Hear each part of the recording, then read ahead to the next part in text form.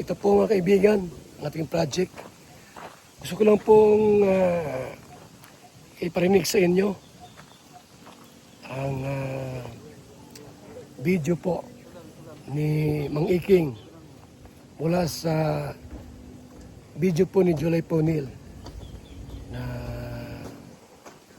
gusto nila ipagawa yung bahay. Kaso, bawal daw po umapak sa lupain sa bahay po ng Batalero family.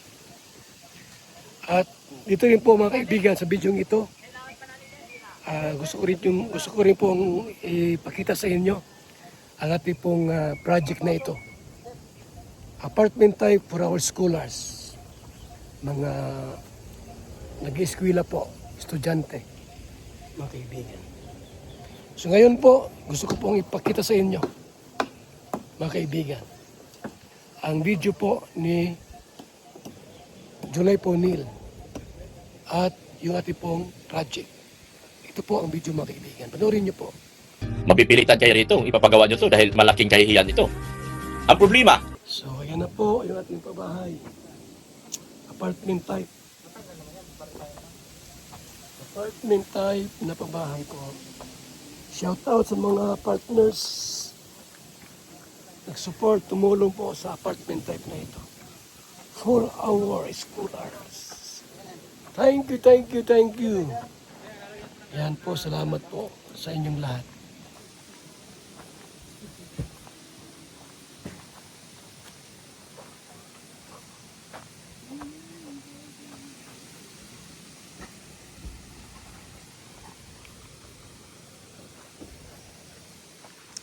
So dito po sa panabing ito,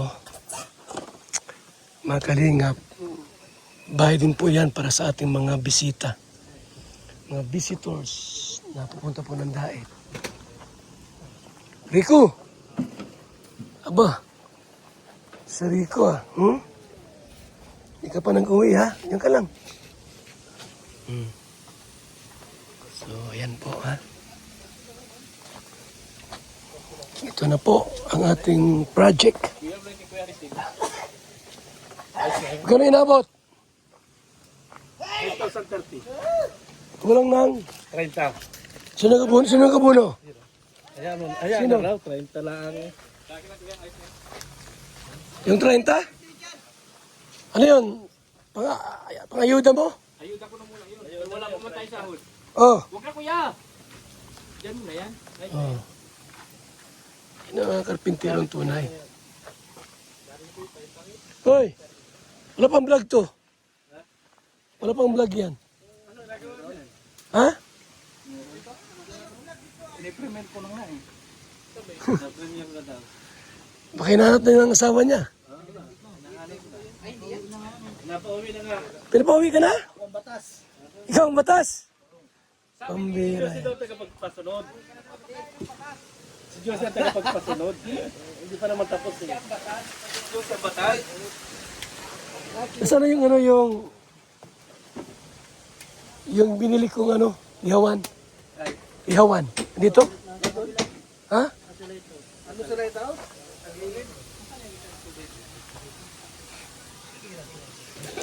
So, andito.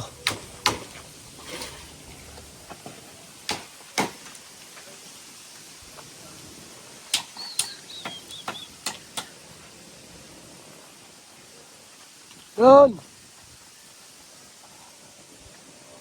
Ron! Tagulan ng paga? Tagulan na. Ito lagyan ito ng parang temporaring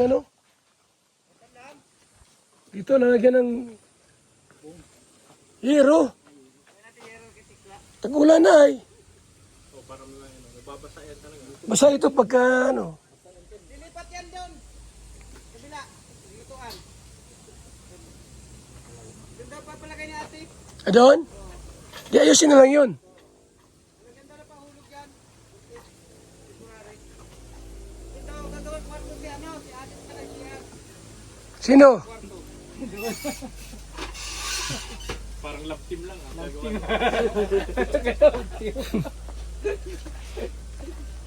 Hindi rito? Hindi, gawa na natin. Ron, yan o, para may kwarto niya. Pipilitan kayo rito, ipapagawa nyo to dahil malaking kahihiyan ito. Dahil sa mga kaibigan mo ito, kasalanan ng mga kaibigan mo. Ang problema, makakalapit pa ba kayo? Pwede maglabas kayo ng pera. No? Malabas kayo ng pera, ipagawa nyo ito. Dahil hindi biro ito ang nangyaring ito. Maglalabas kayo ngayon ng pera dito. So yung milyon na pinagsasabi nyo at pinagmamalaki nyo, ilalabas nyo dito. Yung totoong milyon. Na kung ilang milyon man yung sinasabi nyo, ilalabas nyo dito. At wala ni sino man sa inyo ang pwedeng magpaalis sa kanila. Kaya tigilan nyo na ang pagsasabi na paalisin sila. Pwede kayo pumunta para makita nyo. Pero kung papayagan kayo. Pero malamang sa malamang hindi kayo papayagan ng pamilya. So yun mga kabayan po natin. So ang system po pala sa ngayon, ang kailangang magpa-repair niyan ay ang Team Kalingap. Ano po, mukhang nagulat ako dun ha. Lalo't alam naman po natin na yung sponsor po nila ay maraming pera. Although siyempre po ang nagsasalita po ay si Mang Iking. So hindi natin alam kung ito po ay boses din po nung beneficiary ni Kalingap Rab o kaya nung ilan sa mga sponsors kung pareho po sila ng boses. Pero sa ngayon ho, ang nagsasalita ay si Mang Iking. At doon po sa narinig natin, parang alanganin naman yata. Ano po, kasi sa mga project ho, sa gobyerno, sa mga private, usually ho yan kapag na-handover na, kung sakasakali hong may mga minor defect, ang warranty po niyan ay usually ay 1 year. Tapos kung may retention po yan, makukuha nila yung retention, masisingil nila after 1 year. Meaning, kung sakasakali ho na may mga minor na problema, yan po ay sinasagot pa po ng kontraktor. Pero sa case po dito, sa pagkakaalam natin ho, ay mahigit 1 taon na po yan eh. Tapos, dinaanan pa po ng napakaraming issue. Sa tingin ho ba natin ay gagawin pa ng Kalingap yan? Tapos isa pa po, yan po ay calamity po yan. Diba? So ibig sabihin ho ba, lahat ng nagiging problema ho ng Team Kalingap at ang dahilan po ay calamity, bahala ang Kalingap. Ay kawawa naman ho yata yung Team Kalingap dito. Kumbaga ho, lahat-lahat inagaw na sa kanila yung mga karapatan nila, pinagbabawalan na, pinapahiya, sinusumbatan, at kung ano-ano pa. Ano po, so kayo po bahala mga kabayan po natin. Kung kayo po ang tatanungin, marapat ho ba na ang Team Kalingap pa rin po ang magpa-repair nung pabahay na ipinamigay sa beneficiary, mga kabayan po natin? Pwede nyo pong i-comment po sa baba. At ito po, magugulat kayo, hindi po nagtatapos dyan. Dahil nga po, hindi sila tumitigil ng kung ano-anong mga statement, kaya yung mga issue ay hindi nahihinto. Ito po, may panibago pa. Yung Team Kalingap ho ay pinagbabawalan na pumunta o kaya lumapit doon po sa bahay nung pinabahayan ng Team Kalingap. Ano po, pakinggan po natin yung binabanggit po ni Kindred. Po, nakano nga may babala na 500 meters away. At meron daw barangay protection order. Ha? May barangay protection order na sila na hindi pwedeng lapitan kahit basta 500 meters away. Oh. At yun ay huhulihin daw kahit sinong aapak doon. Pag pumasok sa perimeter, huhulihin ng 2 ungas. Ha? Huhulihin ng 2 ungas ang papasok sa vicinity, within the vicinity of the residence. Huhulihin ng 2 ungas. So mag-ingat tayo, ha? Mga Kalingap, Kuya Bal, Kalingap Rab, mag-ingat tayo ha. Gwardyado na ang Batalero family. Gwardyado. Mag-ingat tayo, baka bigla-bigla kayo papasok doon, trespassing kayo. Ano sabi ni Adik Doklat? Ang sabi niya, sampaling ko siya pag nagkita kami, babalatan niya ako ng buhay, sampaling ko siya ganun. Ganda nung thumbnail, di ba? Diba ganda nung thumbnail, oh. Ganda. Oh. So yun mga kabayan po natin, mukhang binigyan po ng babala ang Team Kalingap ni Mang Iking. Bawal na, meron daw pong protection order, bagamat wala naman pong pinakita. Pero ang dating ho dito, totoo man yan sa hindi, parang nakakagulat na balita yun. Ano? Ang Team Kalingap, pagbabawalan na pumunta dyan, na kung saan yung pinagbabawalan ho, yan ho ang naging dahilan ng lahat. Bakit nagkaroon ng bahay, bakit natulungan yan. Tapos ang mangyayari ho dito, ang Team Kalingap, ang pagbabawalan na lumapit. Ay sana all, mga kabayan po natin ganun, ano? Yung tipong gamitin mo ang Kalingap para makilala, para maging sikat na vlogger din. Tapos pagdating ng araw, kalaban natin. Tapos sila na ang bawal. Tayo na po ang may karapatan ng lahat. So kakaiba mo kabayan po natin, ano? So lumalabas po sa ngayon, gwardyado. Ano po, dyan nga po sa thumbnail ni Kindred, medyo natutuwa tayo, no? At siyempre ho, nakakatawa na yan pala po, yung bahay na yan ay gwardyado. Pero siyempre po, yan naman ay statement nila yan. So bahala sila sa buhay nila. Ang sa atin lang po dito, kung ang pag-uusap po ay fairness, yung isang charity vlogger, Team Kalingap, isang community na tumulong, pinabahayan, tapos nakakuha ng maraming sponsors, tapos nagkaroon po ng maraming biyaya, at hindi lang po yung beneficiaries, pati po yung mga nakapaligid. Tapos dumating po sa punto na yung Kalingap, yung tumulong, yun na po ang bawal. Ano po? So, kakaiba, kakaiba ito. Sa Kalingap lang po yan, mga kabayan po natin. So, ngayon ang tanong ko po dito, ito mga bagong statement na naman po ni Mang Iking. Ito ho ba ay nire-recognize o kaya binibigyan ng permiso nung beneficiary at saka nung magulang, mga kabayan po natin? Tapos pangalawa, itong statement na ito, alam ho ba ng mga major sponsor o kaya ng mga big time sponsor ho ni V? Ito mga ganitong statement, sinasang-ayunan ho kaya nila ito? So kung sakasakaling sinasang-ayunan, ay wala tayong magagawa. Basta ang masasabi lang po natin dito, may consequence po yan. Kung gusto po natin katahimikan, kailangan merong manahimik. Ano po? So siguro po ilang po muna siguro ang ating next reaction video po dito. Pwede na yan sa ano. Ay, pwede na yan palinisan. Bukas habang ginagawa namin yung ano, pwede nyo yung linis-linis ano. Kasi diyan kayo mga... Gagawa ng kwarto nyo. Tagalin yung mga andyan. Ito gagawa man kami bukas ng lamig ah. Eh, may simento man. Ilipat dito. Ha?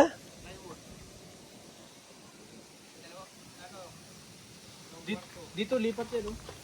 Lipat muna dito yung sininto. Gawa na lang ng ano dyan oh. Bubong. No? Dito. Kayo ang gwardiya rito ay, pag okay na ito.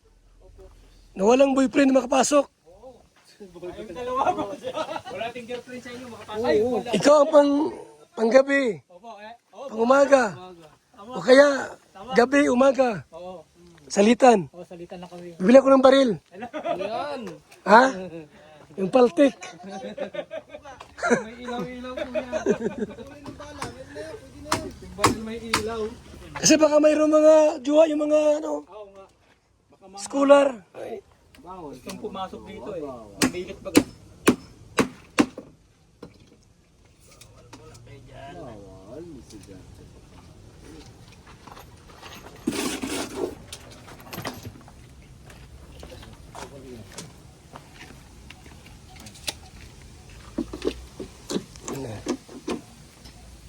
buhos na naman. Nakalingap. Mga kaibigan.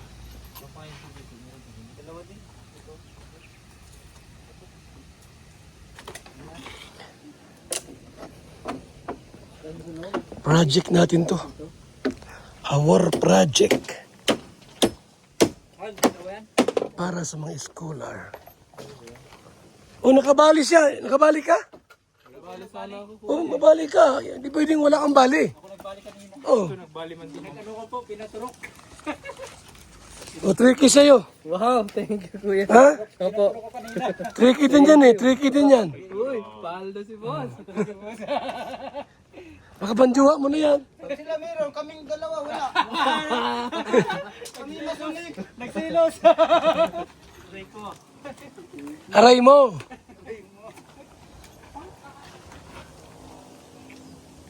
Meron tayong biyahe ha? May biyahe tayo sa September. Davao. Ha? Paano makita ko tatay ko? Hoy, bilang mo ng tuba yan para malasing yan. Sasayaw na naman yan. Basta wag lang i-video ni paring ano ay.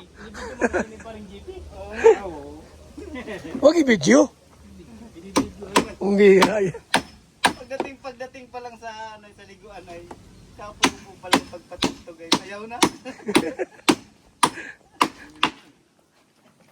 Ito kasi ang ano eh, promotor eh. Dino. Pati ba to? Promotor ko kasi. Biro ano lang yan. Biro lang yan. Biro lang yun. Biro lang nasa. Hindi naman ano. Sabi mo ito ang pinuli ko na. Ay, bilos na. Ano sa pinuli? Pinupalitan natin to kuya pinuli. Sayang ano. Kaya ko nakakuha, nakabili na. Hindi po, binili natin na yung ano, gagamitin lang isa. Ano yan? Panglamisa. Ilang kailangan pinulit? Dapat na lang. Apat? Sayang po, isang forma lang ganito na yung ano. Isang gamit lang. Mura lang pati yan? Parang ayos lang man. Puti lang naman ang ano. Puti lang ang lang ito. Anong pinulit?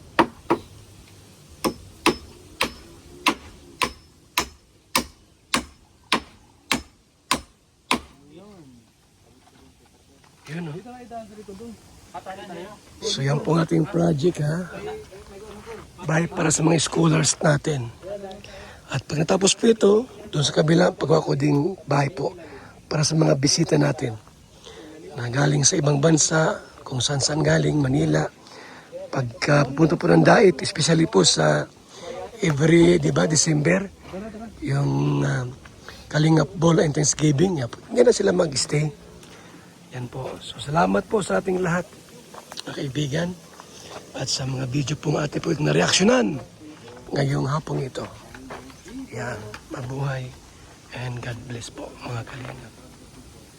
Bilang isang karpintero, araw-araw napapagod, BSM Kalingap Kape ang panghagod. Sarap. BSM Kalingap Kape, ang kaping may puso. Dito na kayo mga kaibigan, mga kalingap. At sigurado, gaganda at sasarap ang tulog at ang gising ninyo. BSM Kalingap Kape, napakasarap, nagpapagaling sa mga taong may sakit.